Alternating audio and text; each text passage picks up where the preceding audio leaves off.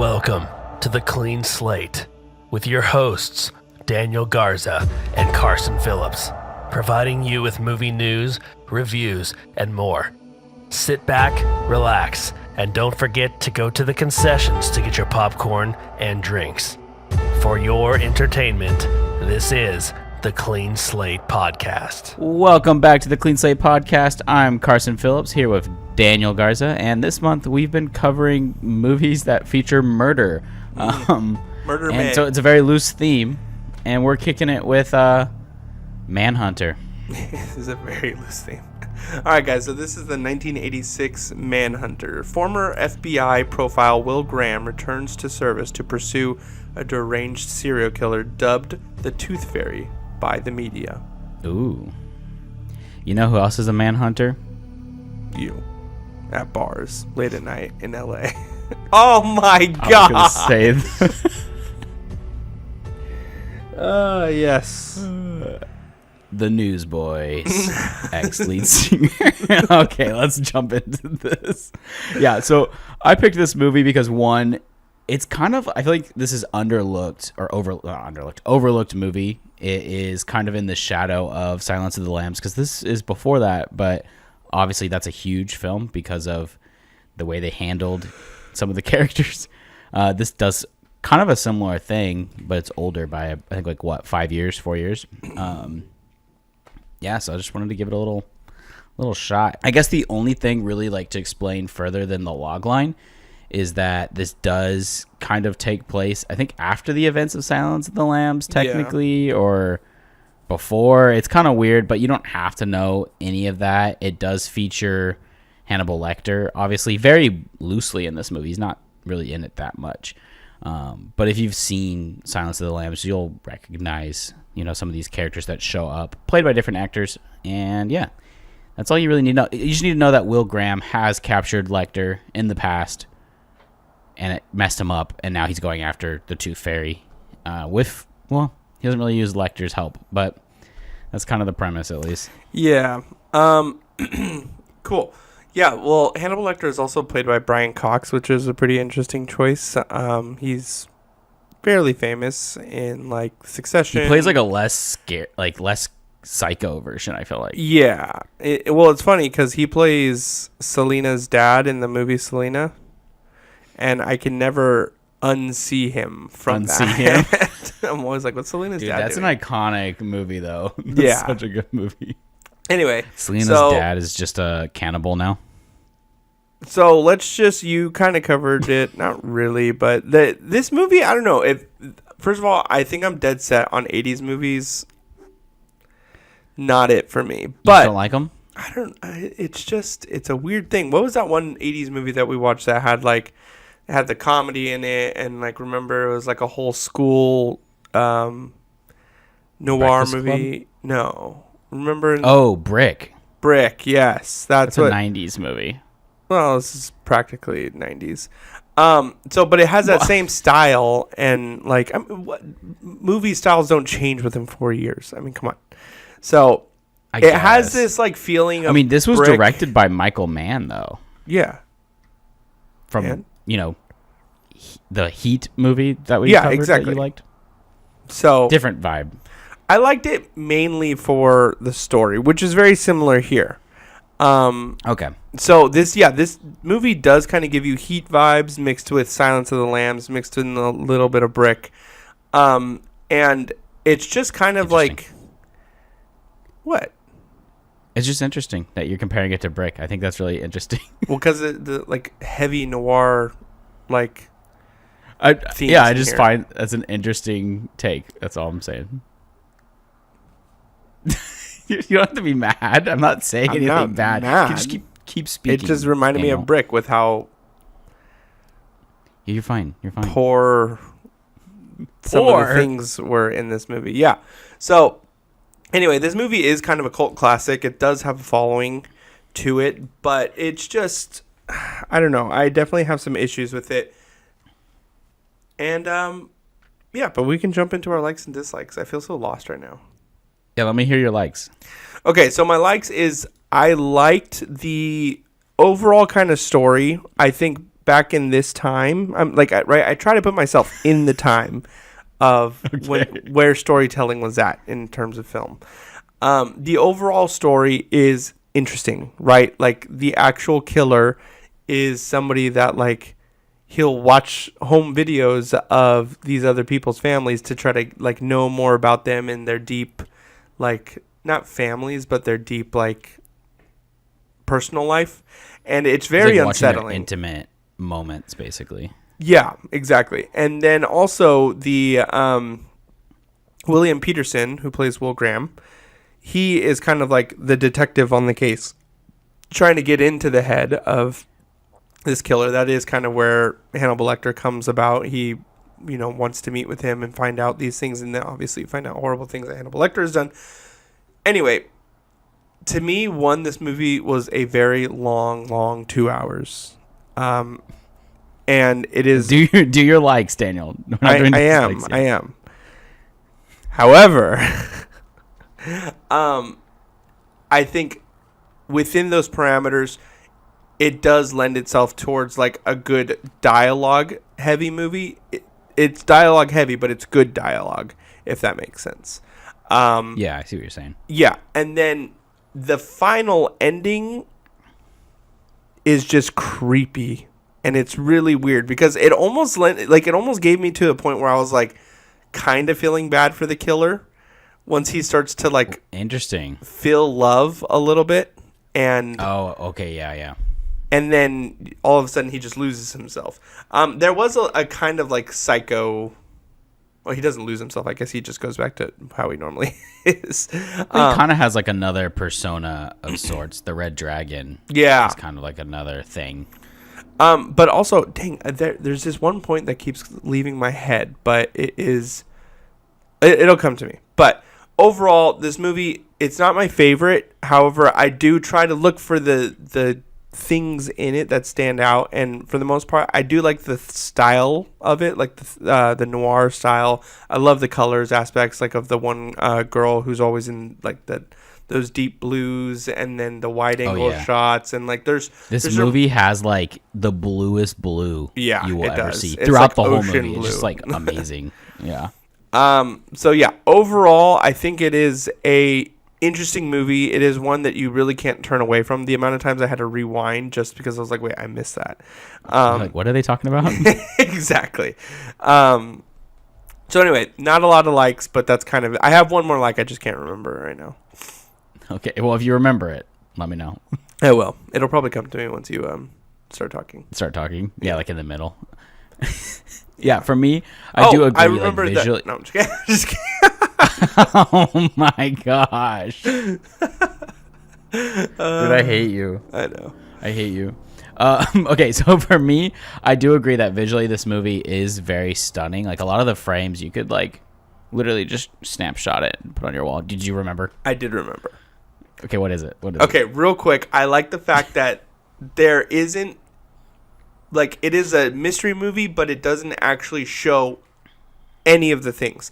Like, it shows the pre-planning of murders, and then it shows the aftermath of murders, but it never shows any murders. Kind of similar to, like, any sexual things. Like, it lends more into the play of the viewer, taking on what it was, and kind of keeps you in the dark in that way. That was my other one. The suggestion is, like, happening more so. Exactly. It does explicitly show some, like, violence. At the very end, but yeah. And it kind of, like, some of what he did, but you don't see him do it ever. Exactly. You never see the actual murder happen. Yeah, you see the outcome usually, which is worse. Yeah, no, I agree. That's something that I kind of like. And that's also what we talked about with Red Rooms that made that movie so great, is you don't actually see all the carnage all the time, which is, I think, good filmmaking. Not that showing it is bad, but different style film. And then I guess also for me, I loved the soundtrack in this movie. It's very 80s at points, but there's also like this synth heavy thing going on quite a bit. And then the needle drops I just think are hilarious, especially towards the end when he's like reuniting with his wife. It's like this 80s like groovy, and I'm like, heck yeah. We need more of that. So I enjoy that. I know Daniel probably hates that, but I think that aspect of it is good. And like you said, the story is really compelling, especially because the way Will is going about this case, like he puts himself in the killer's shoes. And that's something that's unique about his character is he's almost taking on another persona of the killers. And that's why, his time stopping Lecter was so bad for him. He had to be institutionalized afterwards. So in this case, everyone's like, Will, you need to chill out, but also we need you to do this. So I think that's something that's like an intriguing aspect of his character. I know in the Hannibal TV show, I think they do that even more so in a efficient way, but I also just appreciate the way they do it here. And then those are kind of like my biggest takeaways. It's just like the visuals, the soundtrack, and just the storyline is just really interesting. One thing, there is a great scene where he takes that girl that he's like courting or whatever, flirting with, to see that tiger. Yeah, that was actually a tiger. Crazy. Really, like, such a random scene, but it ties everything together so well because it's like he's the tiger. He's like this ferocious beast that's just sleeping and waiting to chomp at her, right? And that's the same thing they do in Silence of the Lambs, is like the whole aspect of like the lambs and like they're getting murdered. Like there's always like a weird animal thing. So I kind of thought that was cool. Because at first I was like, why did they put this in the movie? It seems ridiculous. But then I was like, oh. I have a question. Is there any movie that actually exists that shows Hannibal Lecter as the killer, or is he always just a reference point in his movies? No, you can see him as the killer. Any good and movie? The TV show. I would say the TV show is probably actually my favorite out of all the adaptions.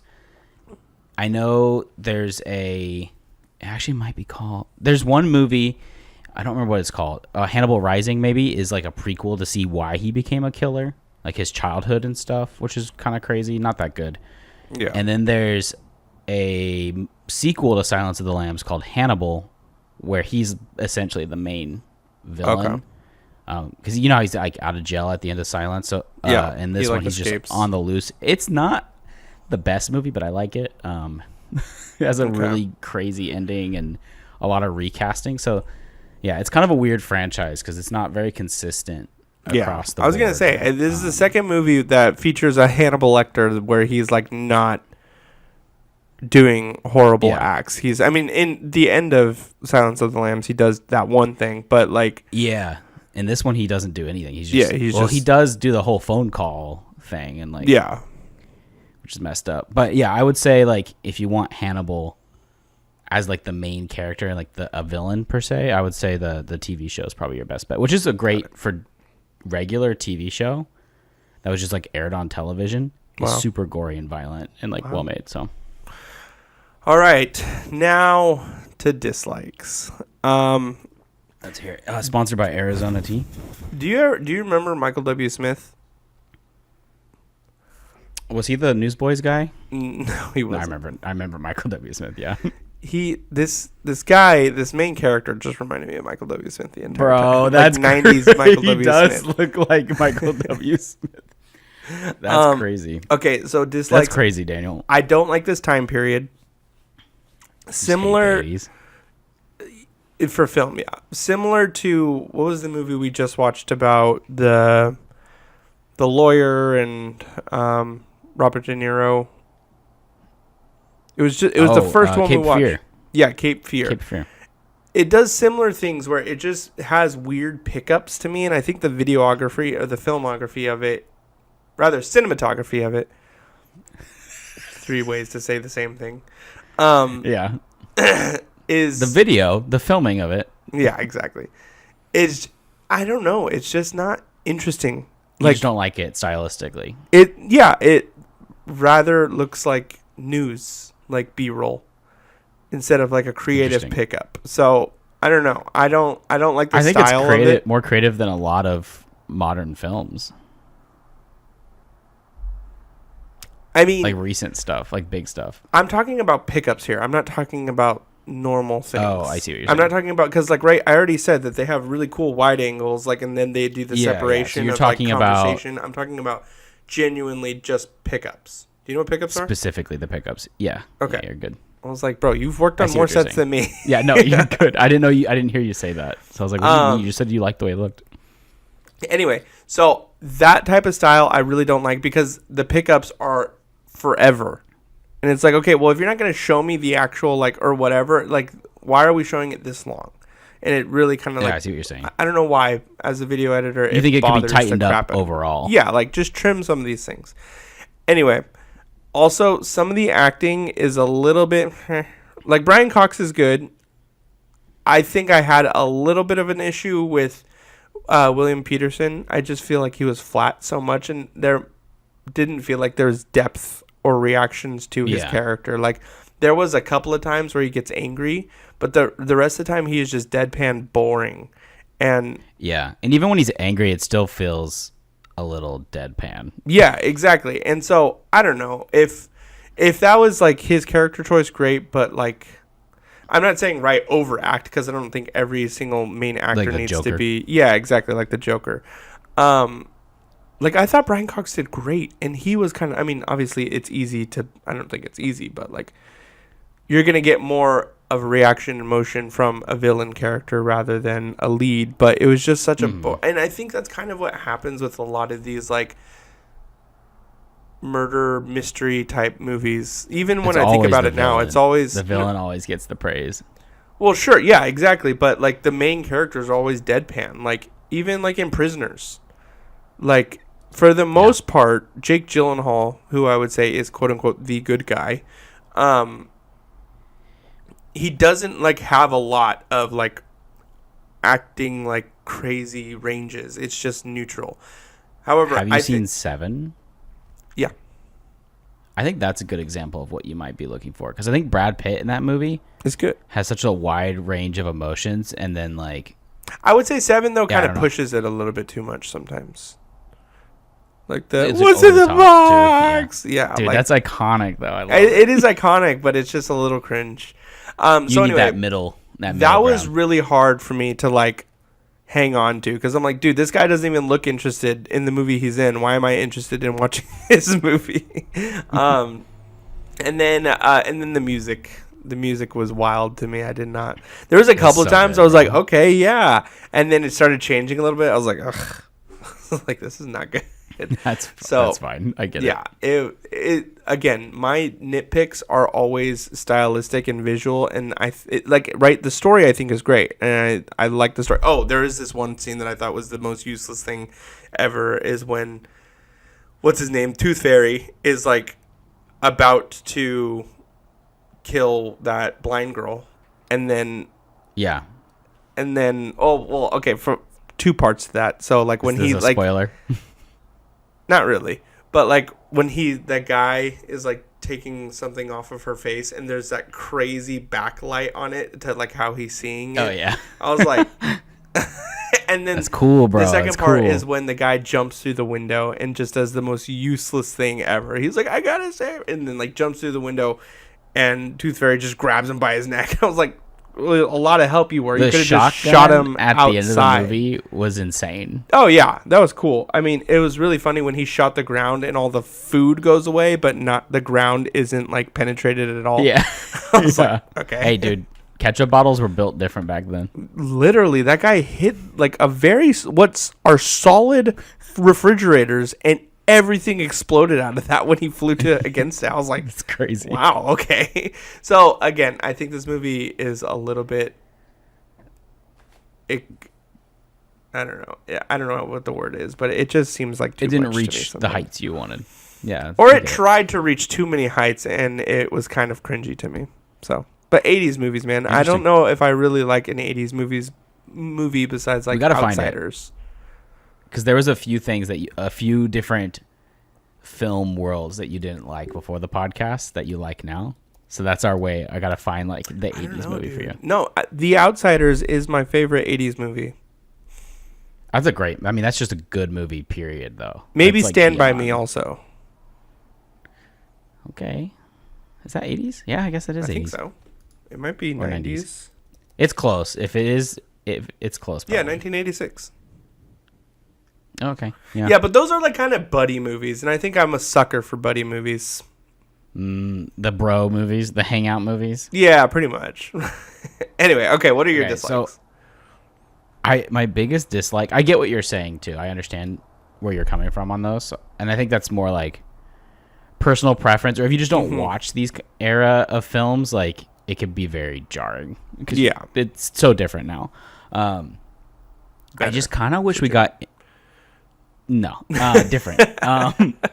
I kind of wish we could have got more into the headspace of Tooth Fairy. I think is probably my biggest like dislike, because we kind of start to see his like romance with the girl, if you want to call it a romance.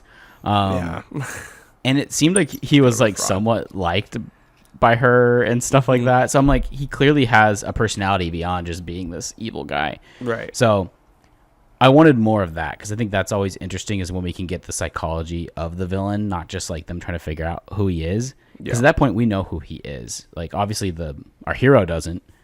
But yeah, I think that was something that was missing for me. But other than that, I think the mystery of the film and like the setup and everything really worked for me. So if they just explored him a little bit more, maybe cut away some of those random montage scenes of Will and his wife, it would make more sense. So also Will and his wife, like that's a huge like emotional part of the film, but it doesn't really pay off the way it should. That's another issue. But that's my biggest dislikes. Sweet. Okay. Well, I'm going to say this movie is, out of 5, I would say it's probably about a 3 out of 5 for me. Still a good story. I'm going to give it a 4. I just love the way it looks. I think the way it looks is so good. But but the next movie we're going to cover, if you don't like it, I'll cry. Yeah. I know you did. Like, see, I love Heat. I want to rewatch it like right now. No, Heat was like a really good story, and I liked it. However, that crazy long middle part that I was like, oh my God, can we get through this? But like everything else besides visuals and like the things that make a movie good, I liked. I'm just being shallow, I know. Okay, guys. No, you're good. It's fine. It's fine to have bad opinions. We got I think we got 1 or 2 more weeks. We got 1 more. Oh my gosh, did we miscount again? No, I think there's 5 in June. So, okay. Hear me out. There's another movie that this kind of the back half of this movie reminded me of, was called Fear with Mark Wahlberg. No. And it is so funny. It's not like a comedy. No, but see, I have a bias against Mark Wahlberg. And I think we should watch it. If not, we could probably do another... Wait, is that the one where he's flying that airplane and he's a bald dude now? No, this is like a 90s movie. Oh, interesting. Anyway, we might have to find another... Okay, well, wrap this up and we'll talk about it. Yeah, 96. Okay, so guys, we have 2 more weeks of June. So we have 1 more movie solid for Murder May, even though it is June. We missed it our months. Anyway, guys, so stay tuned. We'll have a next movie next week. If you haven't yet, check out our other 2 movies from this series. They're really cool. They're really fun. So just go back onto our channel. Check out our video on Psycho. And check out our video on Psycho. We keep pushing this because we were really kind of proud of it. We like it a lot. We thought it was really different. No, like seriously, it was really different than our normal takes and reviews on a film. What are we? Real versus Real.